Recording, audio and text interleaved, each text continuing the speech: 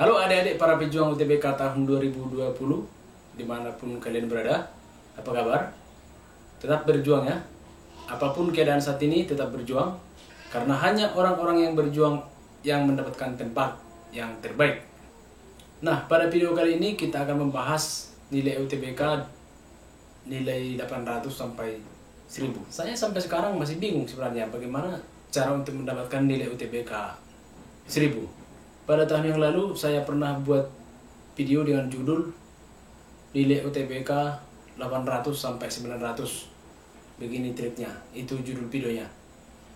Nah, kemudian saya jelaskan bagaimana trik-trik dalam video itu, bagaimana cara untuk mendapatkan nilai 800 sampai 900, dan bagaimana cara untuk berlatih soal, dan bagaimana cara untuk menjawab di soal tersebut. Nah, kemudian setelah saya bagikan video tersebut di kolom komentar, kakak-kakak kelas kalian langsung banyak sekali yang memberikan komentar-komentar di kolom komentar. Nanti adik-adik bisa lihat di kolom komentar. Komentarnya seperti ini kira-kira. Ini ada dari Akbar Sabir, mengatakan teman saya nembak C matematika dasar dapat nilai 1000. Kemudian dibalas oleh temannya ada Renaldi Eka Putra, maksimal aja 900. Kemudian dibalas Akbar Sabir, tapi serius gua nggak bohong, bulan puasa.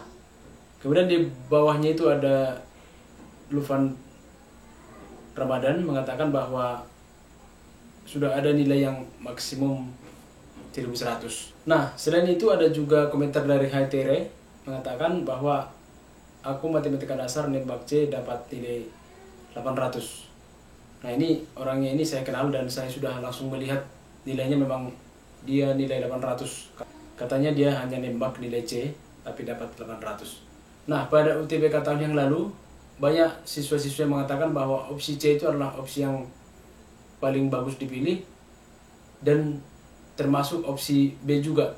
Banyak yang mengatakan bahwa mereka pilih di kedua opsi ini nanti nilainya akan tinggi. Tapi dengan syarat mereka harus mengerjakan dulu semua soal-soal tersebut. Nah, kemudian nanti akan dilihat berapa lagi jumlah soal yang belum siap, maka nanti akan dijawab dengan opsi B atau C, maka mendapatkan nilai yang tertinggi. Ada yang katanya nilai 800, bahkan ada yang sampai 1000 dengan menggunakan opsi tersebut. Nah, saya penasaran bagaimana caranya ini, kok bisa nilai B dan C ini nilainya tinggi sekali.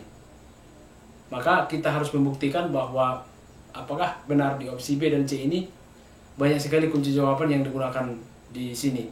Nah, karena saya penasaran, saya coba mencari ujian yang berstandar nasional yang kunci jawabannya dipublish atau dipublikasikan oleh pemerintah. Nah, baru-baru ini ada Olimpiade Sains Nasional, atau sekarang sudah berganti namanya menjadi KSN, Kompetisi Sains Nasional. Kunci jawabannya itu dipublikasikan atau disebar. Nah, dari kunci jawaban ini kita bisa lihat di opsi manakah yang paling terbaik sebenarnya untuk membuat jawaban yang tidak kita ketahui. Oke, langsung saja kita lihat. Ini dari kunci jawaban. Kita lihat kunci jawaban dari geografi dulu ya.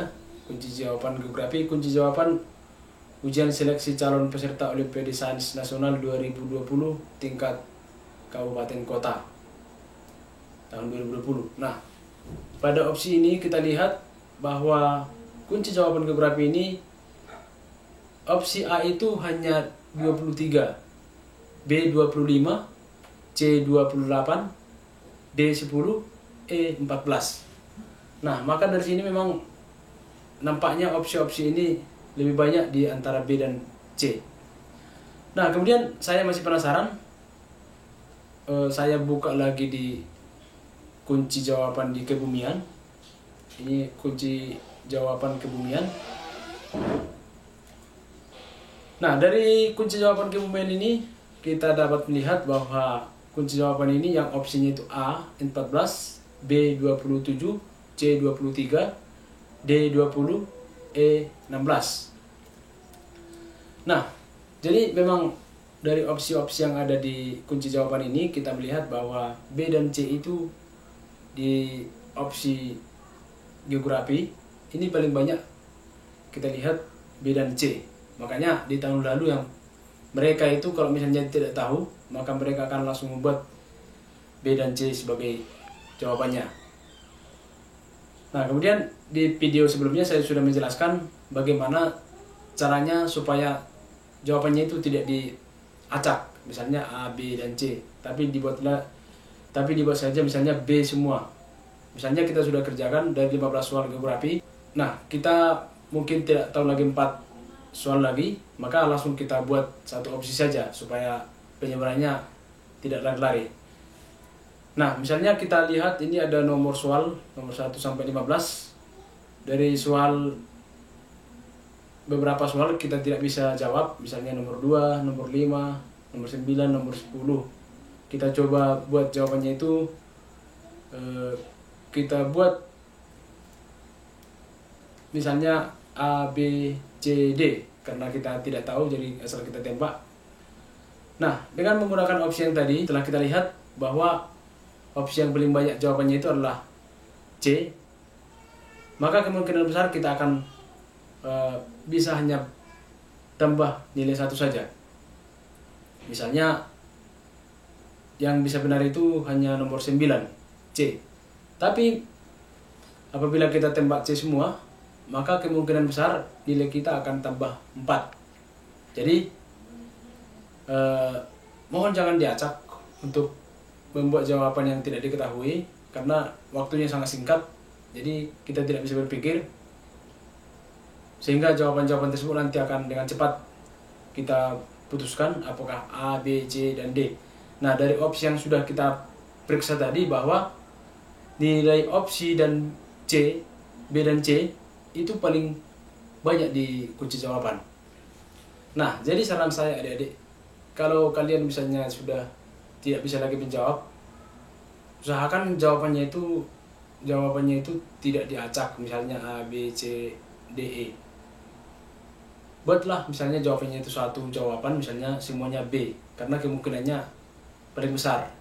Bisa benar 2 atau bisa benar semua dari opsi jawaban yang kita buat, daripada misalnya A, B, C, D, E atau menggunakan kancing baju, maka kemungkinannya sangat kecil. Nah, kemudian berikutnya, seringlah berlatih soal, karena dengan berlatih soal kita akan sangat gampang untuk mengingat kembali materi-materi yang sudah pernah diajarkan.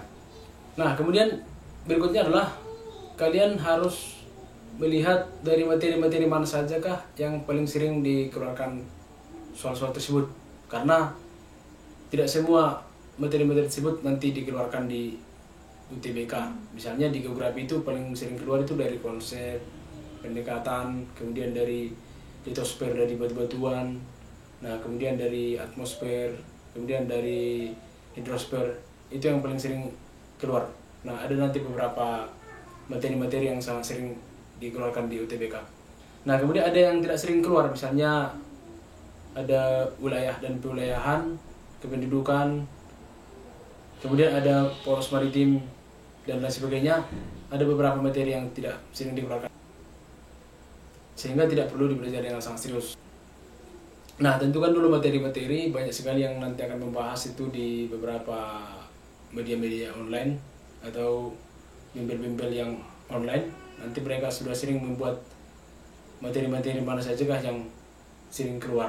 Tidak perlu semua dipelajari, karena tidak semua dikeluarkan di UTBK. Jadi pelajari dulu materi-materi yang sering dikeluarkan. Nah, jadi untuk mendapatkan nilai tertinggi perlu yang namanya strategi.